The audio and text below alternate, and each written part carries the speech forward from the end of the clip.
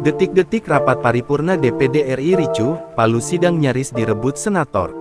Rapat paripurna DPD RI pada Jumat tanggal 12 Juli tahun 2024 diwarnai kericuhan.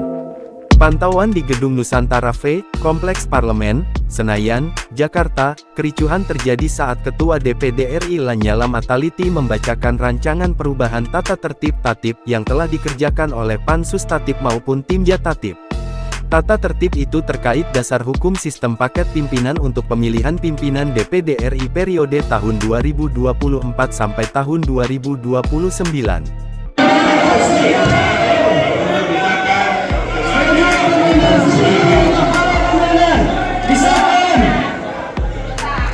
Disahkan pimpinan sesuai paket.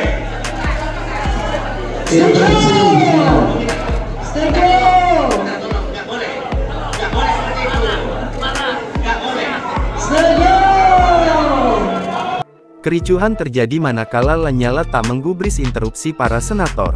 Bahkan di tengah hal itu mic para senator sempat dimatikan. Sejumlah senator yang tak puas dengan keputusan Lanyala akhirnya turun dari kursinya masing-masing untuk maju ke depan meja pimpinan DPD RI hingga akhirnya rapat diskors hingga 10 menit.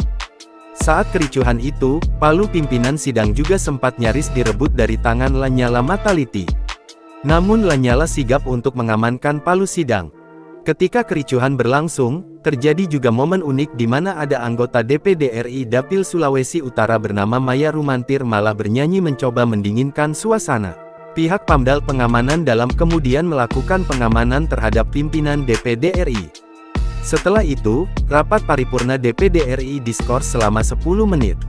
Download Tribun X sekarang, menghadirkan lokal menjadi Indonesia.